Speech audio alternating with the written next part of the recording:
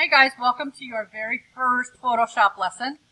So here you can see I have Photoshop open. When you get to your laptops, again, each of you has an assigned laptop. Please make sure that you put it back in the correct numbered spot. You do want to make sure if you need a mouse and a mouse pad there on the top of that computer rack or the computer cart, please make sure that you put them back neatly. The mouse needs to have the cord wound around it, and the mat. Please, again, don't leave anything out at your tables or stash it somewhere just because it's easier for you to clean up. But when you first get to your computer, you can go to this little Windows key right at the bottom, and you can just start typing. You don't even have to find a space. Just open that up by clicking on it and start typing photo, and you should see Photoshop comes up. And you can see what version we are on right now. And if that little icon is a PS, it's really helpful for you guys. If you wish, you can actually right click on that and you could actually pin it to your start bar and your taskbar. Like right here, I have mine right at the bottom. That's my taskbar. I have it pinned to there so that it's easy access for me. Okay, so that way you can kind of open it, find it really quick. You won't need to go through this each time. Okay, it takes a minute for it to pop up. Remember, it's just loading the program, so give it and be patient. I also recommend not having 70,000 things open. Try to have just that open. Maybe your Google Classroom in the background if you need it, okay? You'll see I have way too much stuff open, so mine's going to be a little bit sluggish, but we're going to be fine with it, all right? So user interface-wise, so what you should expect to see, we're going to talk about this. These are our menus here at the top. We've got a toolbar over here on the left-hand side, and we've got these other sort of task panes and functions over here on the right-hand side. If ever yours does not look like this, you want to come in here and you want to reset it because sometimes some of the tools disappear, someone accidentally removed them, you press the button, you're like, oh my gosh, I have no idea how to fix it. You go up to Window, Workspace, and Reset Essentials. So at some point in time, you're going to forget that. That's fine. Ask your neighbor or ask me. I'd be happy to show you how to do that. Never be scared to ask me a question so that we can make sure you're working and you're getting what you need to get out of this class. So you press that Reset Essentials, and that should get you exactly where you need to be, having all the tools in the correct place and a familiar location for you, okay?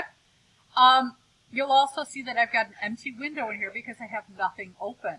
Just like any other program, you can go ahead and open up your images.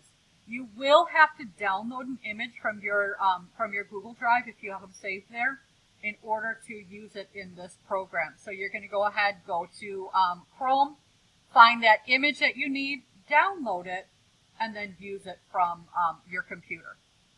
I'm going to go ahead and open a document, but there's a couple of other things I want to point out to you in this menu. Browse in Bridge. I do not suggest you use that. Bridge is an Adobe product that basically can give you like a quick, I should even say quick, it gives you one location where you can search your photographs and look at all of them from on your computer or that particular drive. It does slow everything down, so I definitely don't recommend that. The other I want to point out is right here. This one will be super helpful for when you're trying to go back to something that you had already started, for example, the day before. Open Recent. Those are the most recent things that you have done in this particular program, logged on to your profile.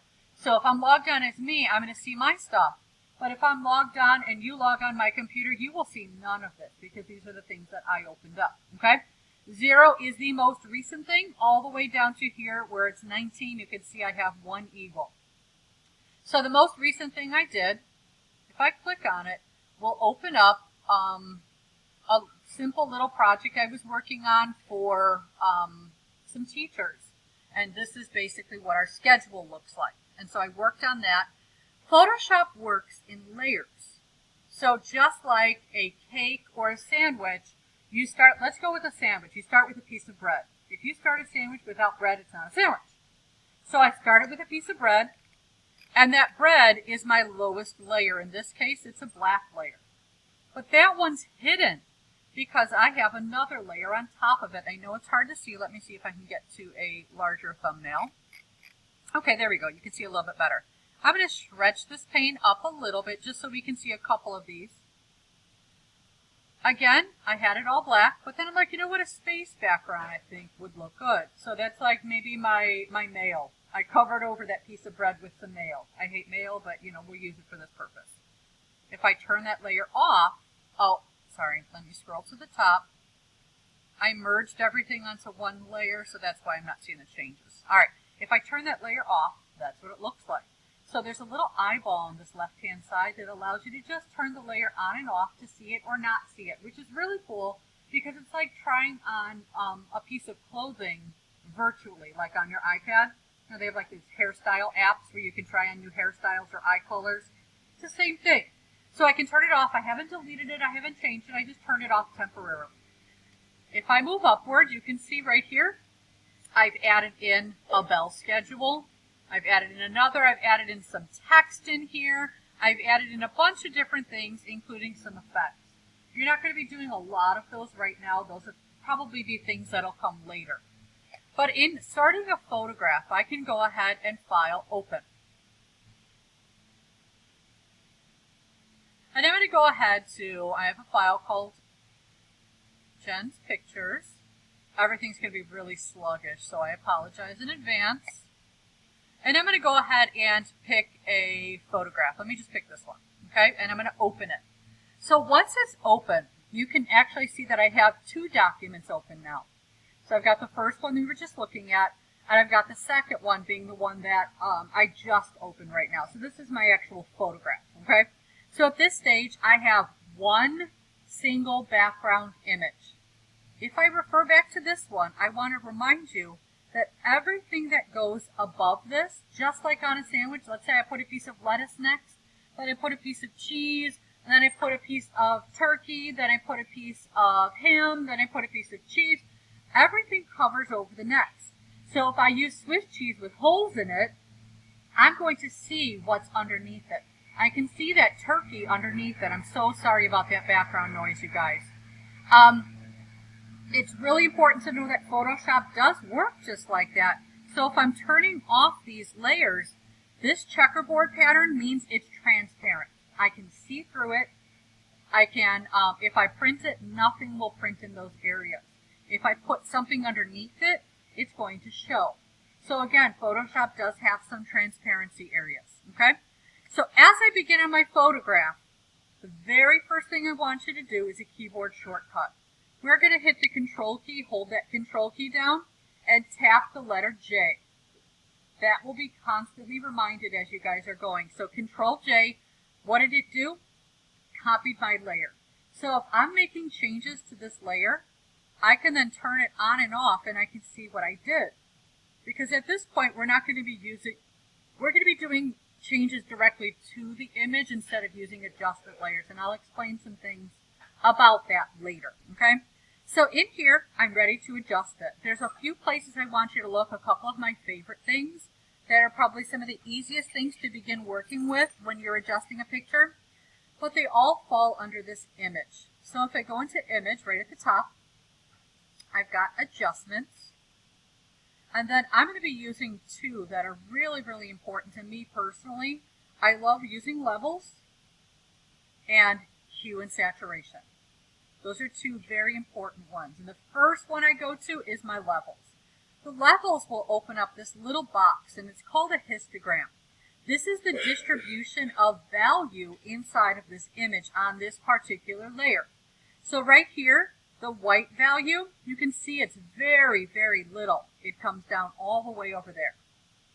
The gray value, or the medium tones, there's a lot. There's a peak in that area. That's where the most of my values would be. And then the black levels, again, it falls down there because there's not a lot of dark in there. So now I need to figure out what I would like to accomplish from this photograph. I can start off with auto. When I hit auto, you're going to see that it brightened it. It sort of shifted this mountain. You can see that change. I'm not doing anything on my keyboard. I'm sorry, I'm not doing anything on my screen. It's all on my keyboard, and it is one of your best friends ever. I'm going to have to get like a BFF necklace made for it. Control Z. Control Z is one of your best friends. It will undo and then redo the last action that you've done. So you can compare it and say, you know what, I do like what happened, but I'm not done with it yet. or I do like what happened, I'm good, perfect, yay. I need to figure it out from there. I like what happened, but I also think that I do need to work on deepening up some of those shadows. So I do not work under here. Repeat after me. I do not work over here. Please don't work over here. Instead, I actually encourage you to work right up here where these little triangles of white, gray, and black are. To increase the dark, I can actually pull, see how I grab the top of this? I can move it over so I can see my image. I can actually move that and increase the amount of darkness there is in that photograph, okay? You can see it's making a huge change to it. Obviously not for the better. We want a better change than that. So you can see now, though, when you pull it back, it looks so washed out all of a sudden because I tried that. So again, I may deepen it up some, but then I may go over here to the gray. If I move it closer to the white, I'm narrowing the amount of gray to white there is. And then I could even move this white slider over so that where I have those pops of brightness in here and over here, I can actually increase those a little bit. But again, if I move them too much, you're going to have a funky image. And we don't want a funky image. You might say, oh, it looks so cool. It doesn't look natural. If it looks unnatural, you are over editing. Okay, save that for Insta. You know, a lot of Instagram, you can over edit quite easily on there. So you have to be careful about that. So here, I just want to go in and I want to enhance it and I'll move it around and I'll watch, especially looking at my focal point. What I loved about this picture, I'm going to zoom in a little bit. I'll explain that in a minute. I love these little flowers because they reminded me of like origami swans. And then this is the plant and they had this like pool of water with this whole little ecosystem on the inside of it. And it was just such a cool find, and I really loved the colors. You'll see I'm zooming in and out. Again, nothing's happening on my screen. It's really important that you do know that I'm using Control plus to zoom in and Control minus to zoom out. I hold the Control key down and I tap on the plus key or I tap on the minus key. That way you can move in on things pretty easily. Okay? So, once I'm happy with that, I say okay. I can turn this off. That was original. This is my edited version, and I could even double click on the name, edit. If I don't have it duplicated, I can't tell you did editing. How can I possibly give you a grade for editing if I can't see what it looked like to start with? So that Control J is super important, okay? At this stage, I'm going to File, Save As, and I want you to save this to your H drive. Unfortunately, you can't do a direct save to your Google Drive. I would love it, but we can't do it right now. You're going to find your H drive, which is your ID number. You just scroll down on your menu. You will find it. Mine has my last name, but yours will be your ID number. Go in there, make a new folder, call it Digital Photo. Open that folder up.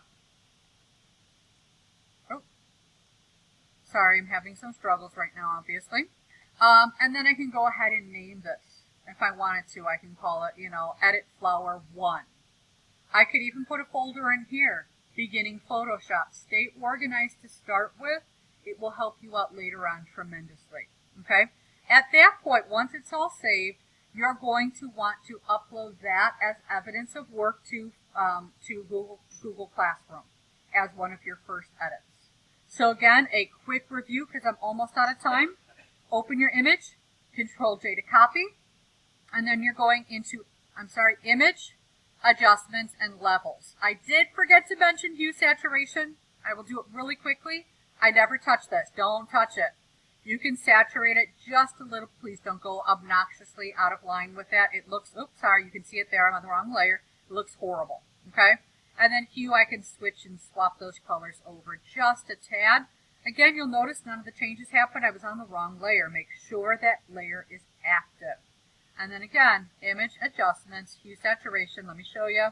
Don't oversaturate, please, please, please. You might think it's cute. It doesn't really look cute. I can switch my values. Let's say I wanted to warm it up a little bit with a little bit more red than purple. But again, don't go nuts with that. Don't make it look like something it is not. Okay? So those are your beginning edits. You're going to want to start working on your first couple of edits and uploading those to Google Classroom. And that's it.